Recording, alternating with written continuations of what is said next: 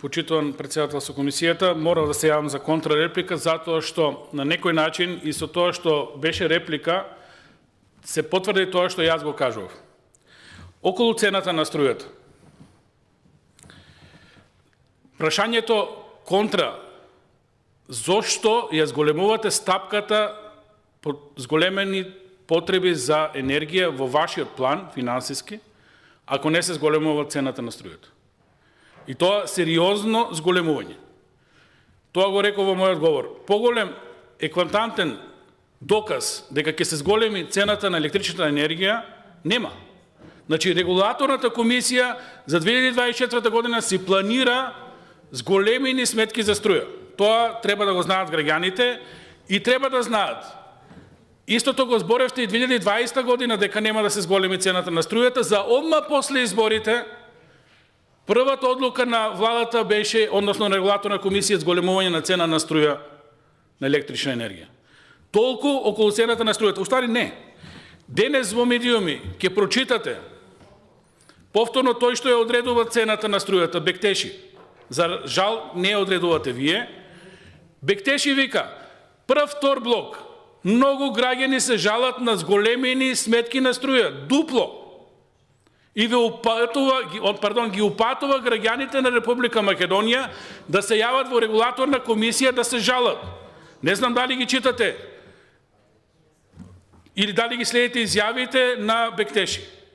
Впрочем, тој е гуруто, тој ја одредува цената на струјата. Значи, граѓаните, според вас, односно вашето непознавање, цените се исти, требаше да добијат исти сметки. Дупли сметки добија.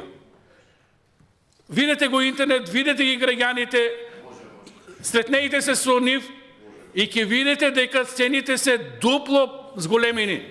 Милион тикетчиња има на интернет. Цена пред, цена денес. Значи, цените на струјата, вие колку сакате и да манипулирате? Тарифи, блок 1, блок 2, не знам какви блокови. Едно вклучување, второ вклучување, разложување на ваква ставка, онаква ставка, ги изморивте граѓаните. На крајот, што добиваат? Сметка за струја с големини суми. Не може тоа да се добие ако се намалува цената или ако станува исти, на иста потрошувачка, на исто семејство, на исти навики од месец за месец. Тоа е само манипулација, неспорно искористување на знаењето и на сите тие луѓе околу вас во само пиар. Нема да скапне струјата, нема да скапне, на крај сметките се повисоки. Факт. Околу зградата, вие зборите 3 години дека нема употребна вредност и сега купувате простор во зграда која нема употребна дозвола. Кажа вредност, употребна дозвола. Па нема логика. Значи незаконско купувате простор. Како е издаден имотен лист, како функционира таа зграда ако нема употребна дозвола? Нешто измешано. На крај краишта и да нема употребна дозвола, зашто купувате таму простор? Нели малку е симптоматично. Околу тоа како ве оценуваат во странство, тоа е оцена на странците. Во државата најбитно е како ве оценуваат граѓаните и како ве доживуваат граѓаните. Дали вие сте на нивото на независна регулаторна комисија за енергетика и водени услуги?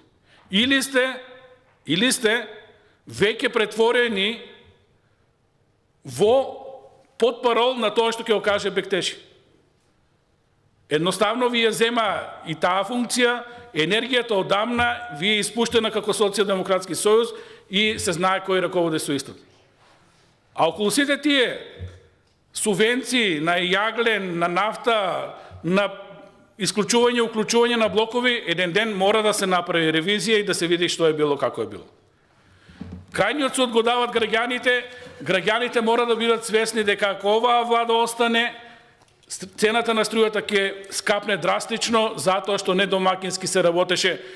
Трошоците се покриваат од буџетот, граѓаните го полнат буџетот, граѓаните пак си ја плаќаат својата струја, ништо не субвенционирате вие.